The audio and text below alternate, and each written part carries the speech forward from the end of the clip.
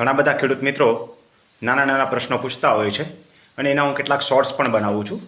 આજે આવી સંકલિત માહિતી એકી સાથે હું તમને આપું છું. જેમ કે જમીન મહેસૂલ એટલે શું? જમીન મહેસૂલ એટલે જેમ દરેક વસ્તુ ઉપર કરવેરા હોય એમ ખેતીની જમીન જે વ્યક્તિઓ ખેડે છે એટલે વાવે છે એવા વાવકનાર માણસ જે છે એ અગાઉ રાજાશાહી વખતમાં જેમ ચોથ આપવામાં આવતી હતી એમ એ રોકડ રકમ આપે છે. આ રકમને આપણે લગાન, જમીન મહેસૂલ કહી શકીએ. તો આ હતો જમીન મહેસૂલની વાત, એટલે જમીન ખેતીની જમીન ઉપરનો કર એમ તમે કહી શકો. હવે રૈયતવારી એટલે શું?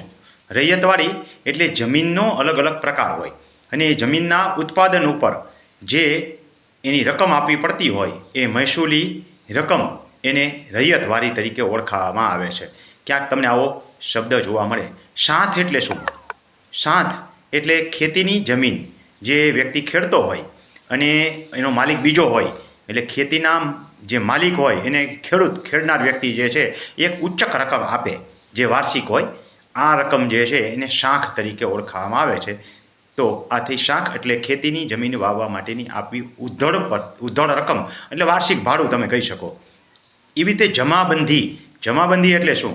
તો જમાબંધી એ ડીએલઆર સાથે સંકળાયેલો શબ્દ છે કે જમીન મહેસૂલની રકમ નક્કી કરવા માટે થઈ અને ડીએલઆર કચેરી જે છે એ જમીનના એટલે પ્રકાર પ્રમાણે એનું મહેસૂલ નક્કી કરે.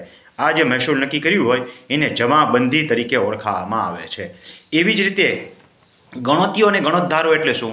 તો 1958 પહેલાં, ખાસ કરીને આમ તો 1952 પહેલાં, પછી 58ની વાત પછી કરીએ તો એ હતો મૂળભૂત ગણતરીઓ એટલે કે કાયમી ગણતરીઓની વ્યાખ્યા.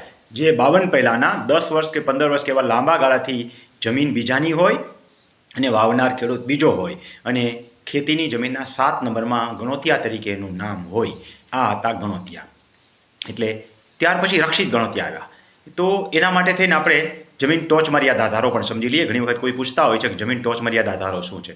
તો ખેડે એની જમીનનો કાયદો આવ્યો અને જમીન ટોચ મર્યાદા ધારો 1960નો કહેવાય છે. જોકે એની અમલવારી જે છે 1/9/1961થી થઈ. 1/9/1900 પહેલાં જેની પાસે વધારે જગ્યા હતી એને જગ્યા છોડવી પડી. આ છોટેલી જગ્યાઓ એ જે ખેડૂત વાવતા હતા એટલે કે જેના કબજામાં હતી એને માલિકી હકના ધોરણે મળી. એ થઈ ખેડે એની જમીનના કાયદા નીચેની વાત. આવી જમીનો પટ ભરીને એને મેળવવામાં આવી એટલે રક્ષિત ગણોતિયા થયા. તો કાયમી ગણોતિયા, સંરક્ષિત ગણોતિયા, રક્ષિત ગણોતિયા, આવી રીતે અલગ અલગ પ્રકારના ગણોતિયા હતા. ગણોતિયાને 6 પટ કે 12 પટ ભરીને જમીન આપવામાં આવેલી હોય. આવી જમીન નોન ટ્રાન્સફરેબલ એટલે નવી શરતની અવિભાજ્ય સત્તા પ્રકારની જમીન કહેવાય. એટલી પણ ખાસ બાબત ધ્યાનમાં રાખવી. ઘણા મને પૂછતા હોય છે કે ભાઈ તાલુકાની અંદર ટીડીઓ અને મામલતદાર હોય, તમે બેમાંથી મોટું કોણ? આમાં નાના કે મોટાનો ક્યાંય પ્રશ્ન જ નથી. મામલતદાર જે છે એ એક્ઝિક્યુટિવ મેજિસ્ટ્રેટ છે, એટલે મેજિસ્ટ્રેટ દરજ્જે કામની જવાબદારી જે છે મામલતદાર સંભાળે છે. મામલતદાર પાસે રેવન્યુને લગતી બાબત છે અને કલેક્ટરના સીધા પ્રતિનિધિ છે. આમ જુઓ તો ટીડીઓ જે છે ડીડીઓની નીચે પણ સીધા પ્રતિનિધિ જ છે, પરંતુ બંનેની અંદર ફરક છે. મામલતદાર જે છે મહેસૂલી અધિકારી છે, જ્યારે ટીડીઓ જે છે વહીવટી અધિકારી છે. એટલે એડમિનિસ્ટ્રેશન ઓફિસર તરીકેનું કામ જે છે એ ટીડીઓનું છે.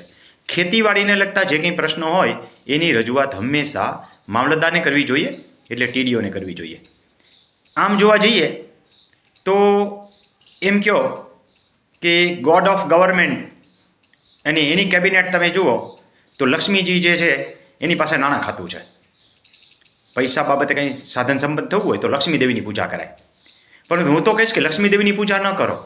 લક્ષ્મી દેવીની પૂજા કરીને મળશે ને તો બુદ્ધિ નહીં હોય ને તો એ લક્ષ્મી જતી રહેશે. તો સરસ્વતી દેવીની પૂજા કરો.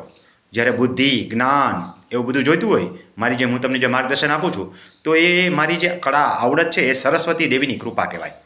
જેની પાસે સરસ્વતી દેવીની કૃપા હોય અને પ્રમાણિકતાથી જો એ કામ કરતો હોય તો એની પર લક્ષ્મીજીની કૃપા 100% આવે. જ્યાં લક્ષ્મી હોય ને સરસ્વતી હોય એવું જરૂરી નથી, પણ જ્યાં સરસ્વતી હોય ત્યાં લક્ષ્મી આવે. એટલે મામલતદાર જે છે એ રેવન્યુના અધિકારી છે. રેવન્યુ રિલેટેડ બાબતો મામલતદાર પાસે છે. એટલે આપણે હંમેશા આપણા જે કંઈ કામ હોય મામલતદાર પાસે લઈને જવાના છે, ટીડીઓ પાસે લઈને આપણે જવાના નથી. ટીડીઓ જે છે વહીવટી અધિકારી છે. આવી અવનવી બાબતો હું તમને રમણીભાઈ કોટડિયા રેવન્યુ માર્ગદર્શકની અંદર, રમણીભાઈ કોટડિયા વિડીયોની અંદર જુદી જુદી કાયદાકીય બાબતો અને રમણીભાઈ કોટડિયા ખેડૂત માર્ગદર્શનની અંદર ખેડૂતોના પ્રશ્નોના જવાબ આપું છું. આ ચેનલ તમારા મિત્રોને પણ કહેજો કે યુટ્યુબની અંદર જઈને માત્ર રમણીભાઈ કોટડિયા લખે એટલે આવી અવનવી માહિતી તમને ઘર બેઠા મળી જશે. ખૂબ ખૂબ આભાર. ધન્યવાદ.